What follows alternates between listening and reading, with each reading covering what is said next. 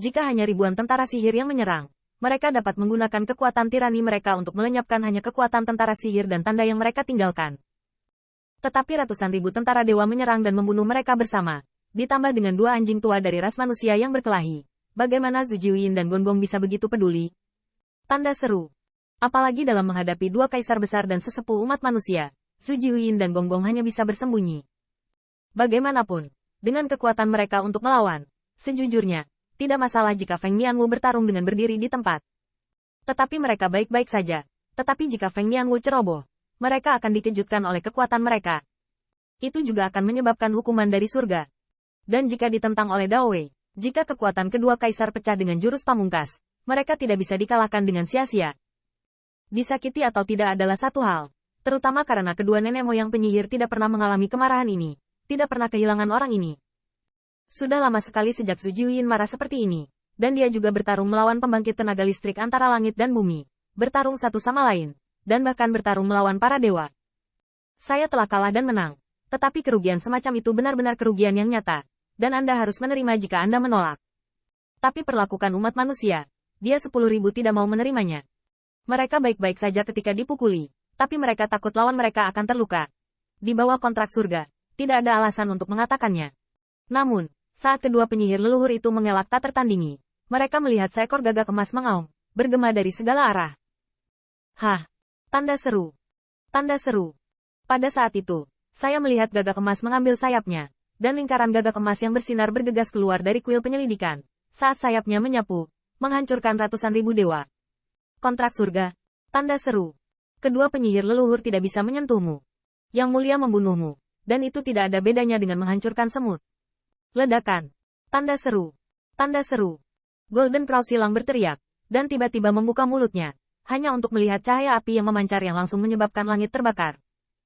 Setelah api berlalu, itu berubah menjadi burung gagak emas yang berkibar, penuh keganasan, dan burung gagak emas itu tidak terbatas, dan benar-benar menembus segel Bai Suetian lapis demi lapis.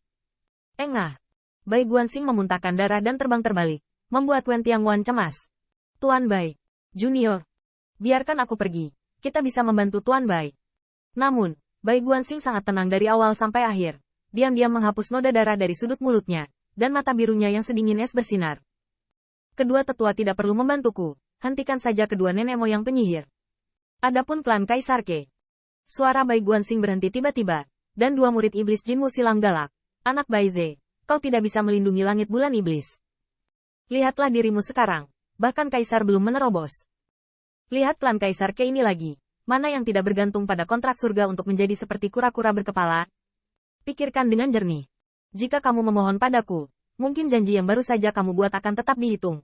Jika kamu melawan, bukan itu masalahnya. Jinmu silang juga sangat luar biasa. Bicara, dia tulus, dan begitu dia memutuskan untuk meraihnya, dia akan keluar semua. Jika bukan karena perbuatan surgawi yang menahan kedua nenek moyang penyihir, saya khawatir mereka sudah mulai membunuh di Wen Tiangwan. Dan minuman dingin seperti itu membuat seluruh kelompok Kaisar Ke Clan ketakutan.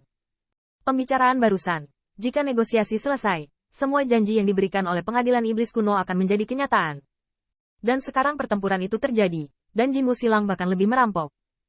Jika ingin merebut di Yue Kong, maka tidak ada sepertiga dari bantuan kekuatan tempur, atau dua harta alam Kaisar, akan diberikan lagi. Hanya Bai Guanxing yang tetap tenang. Berbicara. Aku tidak pernah mengatakan bahwa aku ingin bergaul denganmu monster dan membiarkanmu masuk. Hanya saja aku di Wen Tian Pass, dan itu tempat yang bagus.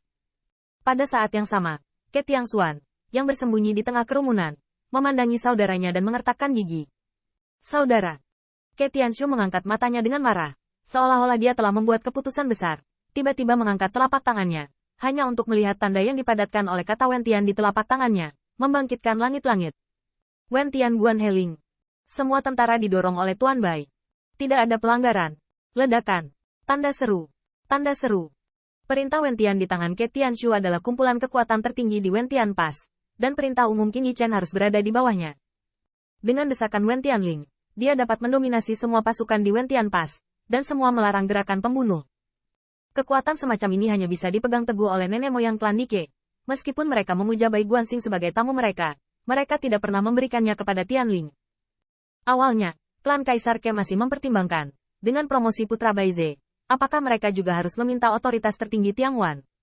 Namun pada akhirnya, ia menemui masalah penjara surgawi. Hingga saat ini, Ke Tianshu akhirnya membuat keputusan. Ledakan. Tanda seru. Tanda seru. Pada saat itu, Bai Guanxing hanya merasa bahwa Wen Tianpas di kakinya membanjiri dirinya dengan kekuatan yang tak terhitung jumlahnya. Satu serangan dan satu pembunuhan. Semuanya bergerak dengan pikirannya.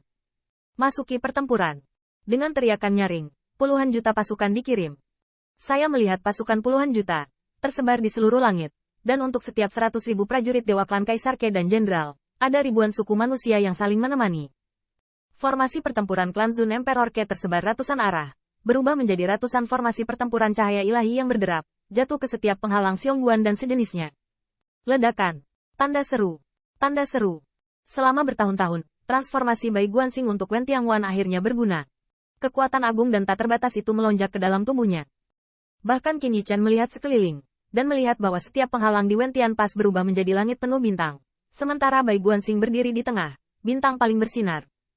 Puluhan juta pasukan mendesak pembentukan larangan, dan memadatkan kekuatan Wen Tianguan pada Bai Guanxing. Kekuatan seperti itu membuat mata Dewa Biru esnya begitu dingin sehingga cukup untuk memelototi Golden Crown Ten Suns. Seperti yang dikatakan Bai Guanxing, membiarkan Jin Wuxilang masuk bukan berarti dia akan mengkhianati teman-temannya. Hanya saja di Wen Tianguan dia punya tempat yang tepat. Ledakan. Tanda seru. Tanda seru. Sekali lagi, kekuatan Bai Guanxing sangat besar, dan segel Bai Suotian bahkan lebih bersinar dengan bintang-bintang tanpa segel surga. Tidak ada 10.000 hukum dan 10.000 cara. Hah, Wen Tianguan. Apa menurutmu dengan cara ini, kamu bisa menahan Demon Yue Kong? Saat itu, api di sekujur tubuh Jin Wuxilang bahkan lebih mengerikan, hampir membakar langit di Wen Tianguan. Bahkan api langit yang membara menyebar ke segala arah, tanpa henti melonjak di dalam Wen Tianpas. Gagak emas silang tidak memiliki kontrak dao surgawi di tubuhnya. Seolah-olah semua api mencoba untuk menghancurkan gabungan formasi Wen Tianguan, dan mengalahkan Bai Guanxing kembali ke bentuk aslinya. Bai Guanxing mengangkat telapak tangannya, dan Wen Tianpas yang sedingin es tak terhitung jumlahnya, membuat Wen Tianxiong Pas ini tampak diselimuti salju dan es. Es dan api bertempur dan bertabrakan antara langit dan bumi, membangkitkan kekuatan yang mengerikan di langit. Bai Guanxing melihat ke belakang dan menatap Qin Yichen. Penyihir leluhur, dua tetua umat manusia sedang bertarung. Jin Wuxilang juga bisa diserahkan kepadanya. Bajingan dari suku gagak emas itu, serahkan pada suaminya. Qin Yichen menyeringai. Dengan senjata kekaisaran bihai di satu tangan dan pedang emas di sisi lain, kekuatan besar melonjak, terkondensasi menjadi baju besi yang megah. Puluhan juta mata menatapnya, seolah-olah dia sama seperti sebelumnya. Jenderal Feng Da yang berdiri di aula surgawi dan berani membuat perintah militer,